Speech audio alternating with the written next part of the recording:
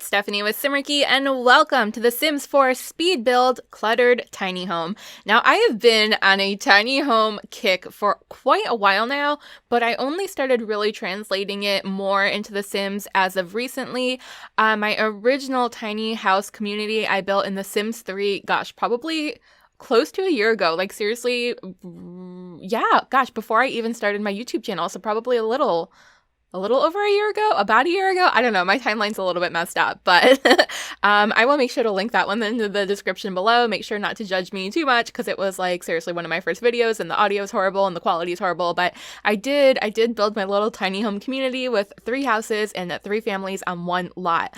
But since then, I've only done a couple here and there, maybe a couple of like challenges like the 5x5s and the 4x4s.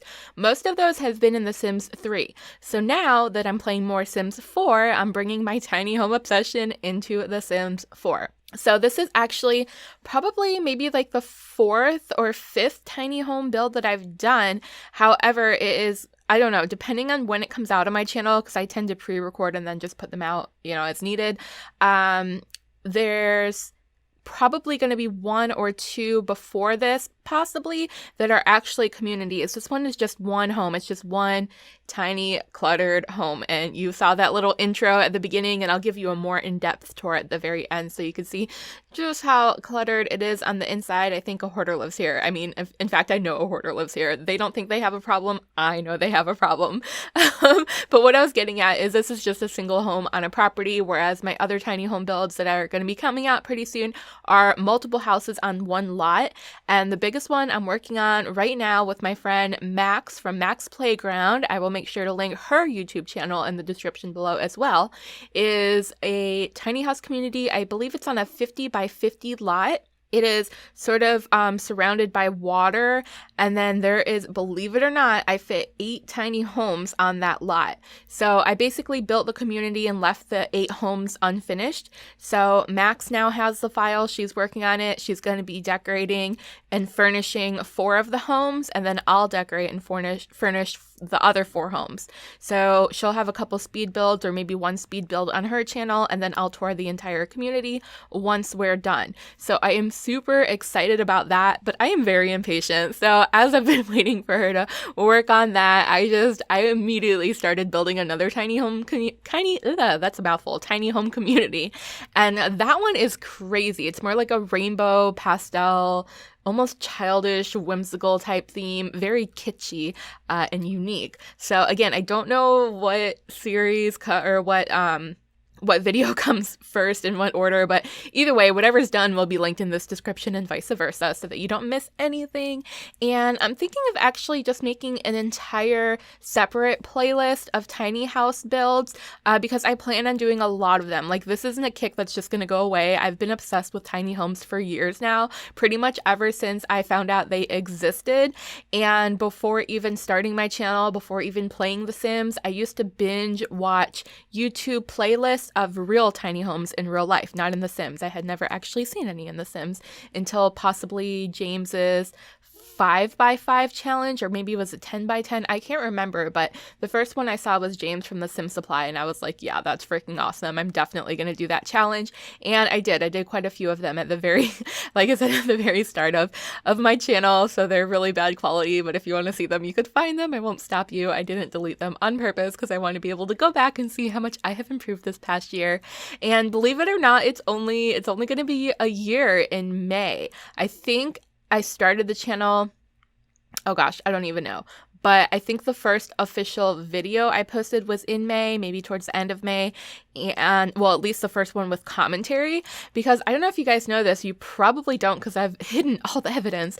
But when I first started this channel, I was so afraid to record my voice that I did a couple of speed builds with just music in the background. And they were awful. They were horrible. No offense to anyone that does speed builds with music in the background, but I personally prefer commentary. And I had no idea about finding non-copyright, copyright royalty-free music at the time. So I think I used YouTube service that has some, and I don't know if it's YouTube, but they're pretty awful. I mean, definitely if you have the money, get something like audio not Audio Jungle. Audio Jungle is good if you need something very specific and don't mind paying $10 to $15 for a song, but obviously I wouldn't recommend that because you could get a service something like Epidemic Sound for close to $15 if you're a small channel. So if you are going to be using music, make sure the music fits along. But personally, I thought mine were horrible, and I much prefer commentary, so I have since moved to commentary for pretty much everything unless I do like a little machinima, or of course for the little intros. I'm going to start filming just little cute intros before the speed build, and then maybe a more in-depth house tour at the end of the speed build. I guess it's my way of combining my two favorite types of videos, speed builds and house tours. So some of you may probably know me from the house tours that I do. I'm absolutely not going to stop doing that, although I am going to try to incorporate more speed builds and the house tour at the end. I really like the combo of both. I think it just flows very nicely. Instead of spending all this time, literally hours on a speed build, condensing it down to like 10, 15, 20 minutes and then ending it with a couple of still shots. I don't know. I mean, maybe if I'm in a lazy mood, I'll do that. But the tour, the little virtual tour at the Sims eye level, sort of first person view, just kind of zooming in and out of everything, getting a close up of everything, to me just seems much more enticing. So that's what I'm going to do because it's my channel and I do what I want. Sorry. And what else was this? Oh, I was going to say something about that. Yeah, the camera. I don't know if it's just a user error, which it probably is, but I've noticed that the camera in Sims 4 is much more glitchy and bumpy than the one in Sims 3, which doesn't even make sense in my head. I don't even know how that's possible, but it's true. Like, I can zoom through a house in Sims 3 without a problem. Everything flows well, looks good. And then when I try to do it in Sims 4, it's very bumpy. It's very bumpy. It's very start, stop, jump, skip. And I don't know. I tried lowering my graphics thinking maybe that was the problem and it wasn't. So, I don't know what it is. But gosh, I should probably talk about this build a little bit, huh? I'll get back to the camera thing in a second. But I basically just finished that outside, and you can tell the sim is into landscaping. So plenty of flowers and things out there. And what's his name? I don't know. I randomly generated a sim and threw him in here.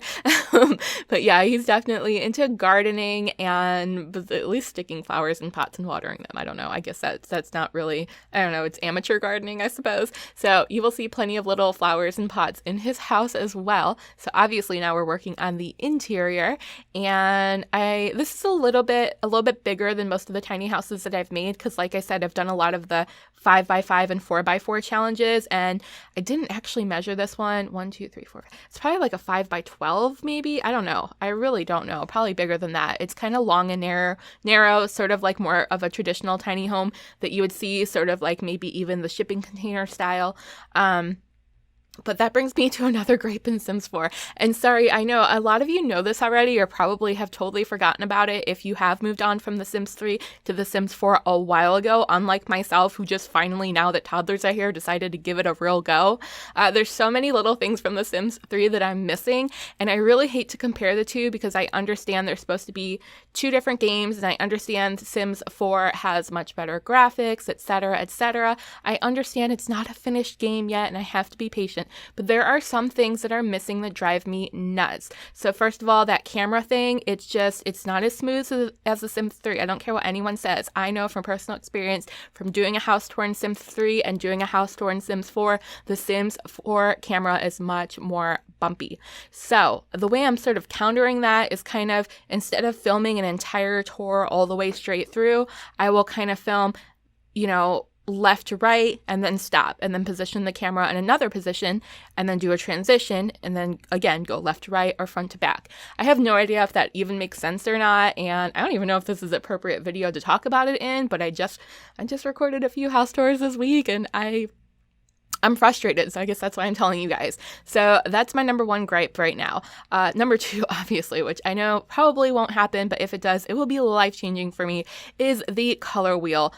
God, I want a color wheel. I want a color wheel so bad, or at the very, very least, more color swatches. I hate when there's just like, okay, your options are dark brown, light brown, or yellow. Like, no, where's my purple? Where's my pink? Where's my black? Where's my white? It just, I will get used to it. I promise I'll get used to it and I'll stop complaining about it as much. But Gosh, that makes it harder. I guess it's more of a challenge. I should think of it as a challenge and a good thing. So maybe, maybe I'll get used to it. I don't know.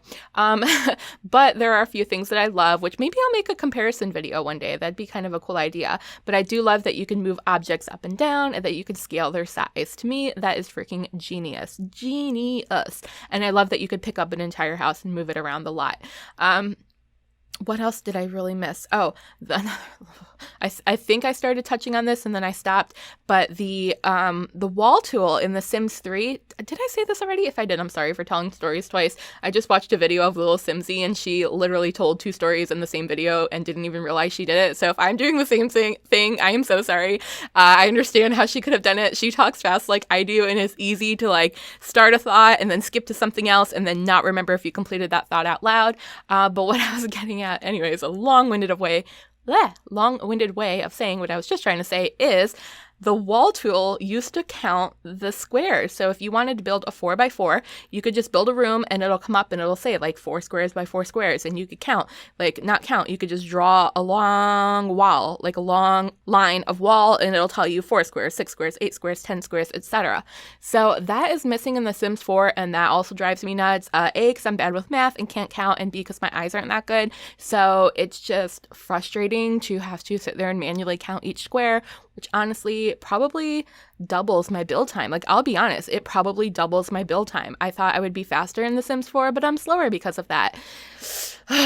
Sorry, I didn't mean this to be a venting video or a ranting video, but you know what? It happened. I never plan these things, so whatever comes out of my mouth just comes out like word vomit, and there's no going back, because once I record it, that's it. I'll only re-record it if, like, the audio really messed up or the video really messed up or something like that.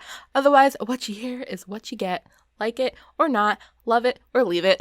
But anyways, let's talk more about this house because it is getting towards the very, very end here. But clutter, so much clutter. One of my favorite things, and I'll go back to a thing that I really like about Sims 4, is all the clutter items. And again, the fact that you could raise them up or down and put them virtually wherever you want, like I'm sticking those pots and pans on top of the fridge, that is like the coolest thing for me to be able to do that. I can put anything I want pretty much anywhere that I want, except for columns. For whatever reasons, columns kind of snap to the grid no matter what. If anyone knows the way to fix that, please tell me, because I'd love to be able to do some cooler things with columns.